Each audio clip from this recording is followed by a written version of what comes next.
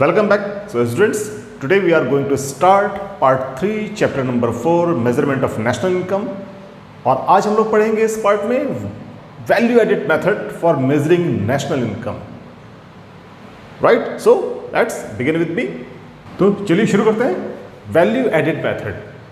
अब ये value addition क्या होता है और इसका नेशनल इनकम से क्या रिलेशन है. किसी भी कमोडिटी के प्रोडक्शन के लिए हमें चाहिए होता है रॉ मटेरियल. रॉ मटेरियल में कुछ कंपनीज ऐड करती हैं प्रोडक्ट के ingredients, then we got final product. Is that clear? जो ये प्रोडक्ट इंग्रेडिएंट होता है जो कि किसी रॉ मटेरियल में इंक्लूड होता है, इसी को बोला जाता है वैल्यू एडिशन. राइट, तो पूरी इकोनॉमी में रॉ मटेरियल में जितना भी वैल्यू एडिशन होता है, it is a part of production process. तो सभी अगर वैल्यू एडिशन को हम लोग ऐड करते हैं, then we got total value of production और इसी को हम लोग बोलते हैं national income. So is that clear कि वैल्यू एडिशन का नेशनल इनकम से क्या रिलेशन है? Got it? So value added को हम डिफाइन कर सकते हैं. Value addition refers to the addition of value to raw material. Raw material को कहा जाता है intermediate consumption by a firm during a production process. यानी कि किसी भी प्रोडक्शन प्रोसेस में रॉ मटेरियल में फर्म्स जितना भी इंटरमीडिएट कंजम्पशन यानी कि जिसको हम लोग बोलते थे प्रोडक्ट इंग्रेडिएंट, उसको ऐड करती है, उसी को हम लोग बोलते हैं वैल्यू एडेड. राइट, तो वैल्यू एडेड को कैलकुलेट कैसे किया जाता है? Value added is equal to value of output minus intermediate consumption. So we have two components of value added method. First component is value of output.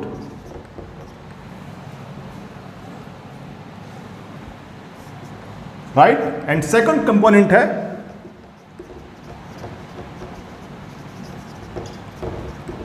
intermediate consumption.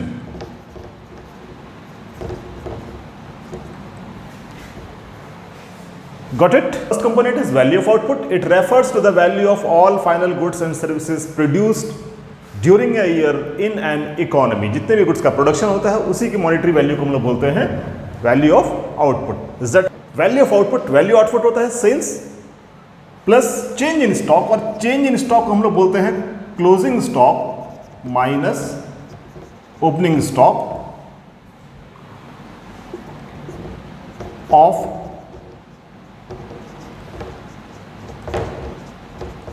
Raw material,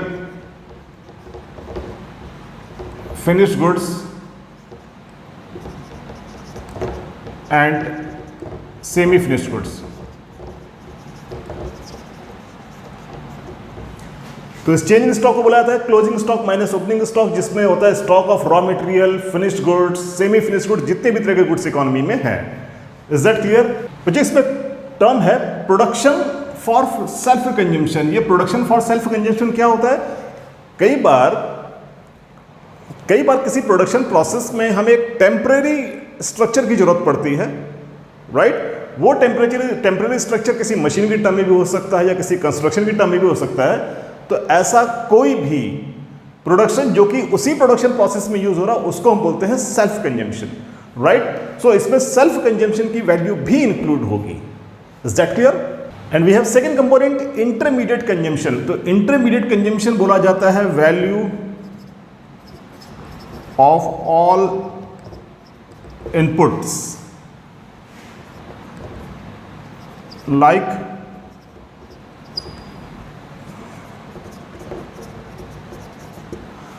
raw material. यानी किसी भी production में initially जो हम लोग raw material use करते हैं उसको कहा जाता है इंटरमीडिएट कंजम्पशन. इसको हम लोग एक एग्जांपल से समझ सकते हैं कि अगर कोई शू मेकिंग कंपनी है तो उसके लिए लेदर,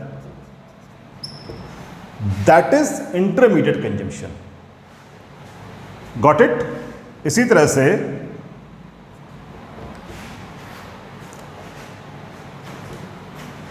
से कार मेकिंग कंपनी के लिए steel, fibre, plastic, these are intermediate consumption. So these are the component of value added method. Is that clear? Now we comes to the second topic, steps of value added method. जिससे पहले हम लोगों ने दोनों methods में पढ़ा हुआ था, steps of value added steps for calculating national income by expenditure method or by income method. Similarly, now we have a topic, steps for value added method. Got it? The step number one is similar to other method. तो previous जब हमने दोनों methods पढ़े थे, step number one is similar. Identify and classify the production unit into primary sector of economy, secondary sector and tertiary sector. Is that clear? Like income method, हमारे पास second step है estimate gross domestic product at market price. तो students, यहां पर हम लोग पूरी economy में बात करेंगे। पूरी इकोनॉमी में जितना भी वैल्यू एडिशन होता है, तो इस वैल्यू एडिशन को हम लोग बोलते हैं GVA। और अगर पूरी इकोनॉमी में होने वाले ग्रॉस वैल्यू एडिशन को अगर हम लोग ऐड कर देते हैं, then we got GDP at MP, right? Gross domestic product at market price. Now step number 3, calculate domestic income from GDP at MP. It means we are to calculate domestic income, और domestic income बच्चों होता है NDP at FC, यानी कि net domestic product at factor cost। और हमारे पास यहां पर था GDP at MP। तो ग्रॉस को कन्वर्ट करना है नेट में।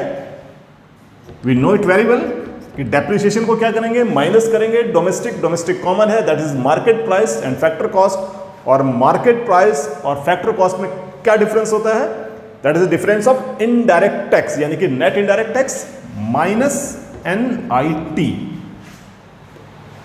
Is that clear? Now step number 4 में हम लोग कैलकुलेट करेंगे नेशनल इनकम, और उसके लिए हमें वैल्यू चाहिए होगी NFIA, यानी कि net factor income from abroad. और नेशनल इनकम का एग्रीगेट होता है NNP at FC। We have domestic income NDP at FC। तो नेट कॉमन है, फैक्टर कॉस्ट कॉमन है, इट इज डोमेस्टिक और दैट इज नेशनल। तो डोमेस्टिक में अगर हम NFIA प्लस कर दे, then we get national income, यानी कि NNP at FC। Is that clear? So this is the way we can calculate national income by value added method. Is that clear? So similar to previous methods, we have precautions of value added method. तो इसका first precaution है, intermediate goods are not to be included. Intermediate goods को यहां पर हम include नहीं करते, क्योंकि इंटरमीडिएट गुड्स भी किसी प्रोडक्शन प्रोसेस का ही आउटकम है। तो वहां पर इनकी वैल्यू नेशनल इनकम में ऑलरेडी इंक्लूड हो चुकी होगी, राइट? सेकंड है, production of self consumption goods are to be included as these are the part of production. किसी भी प्रोडक्शन प्रोसेस में अगर सेल्फ कंजम्पशन के लिए, जैसे हम लोगों ने ऑलरेडी डिस्कस किया था, कि अगर सेल्फ कंजम्पशन में कुछ गुड्स का प्रोडक्शन होता है जिसको हम उसी प्रोडक्शन प्रोसेस में यूज कर रहे हैं, क्योंकि वो एक प्रोडक्शन प्रोसेस का पार्ट है, तो that must be included in the national income. We have third precaution, which is similar to second, the production of self consumption services, यानी कि domestic services will not be a part of national income. For example, housewives, however इनका role बहुत ज़्यादा होता है, but national income में हम इसको इंक्लूड नहीं करते हैं, right? Fourth, now we have fourth, imputed value of owners contribution. imputed value कहा जाता है deemed value को, which have been assumed, जो एक्चुअल में अराइज नहीं होती हैं बट एजम्पशंस है। फॉर एग्जांपल, एंटरप्रेन्योर्स का एफर्ट्स, उसका कंट्रीब्यूशन टुवर्ड हिज बिजनेस, या फिर कोई किसी हाउस ओनर का वो रेंट जो उसको अदरवाइज मिल सकता था। तो इस तरह का कोई भी कंट्रीब्यूशन नेशनल इनकम में इंक्लूड होगा।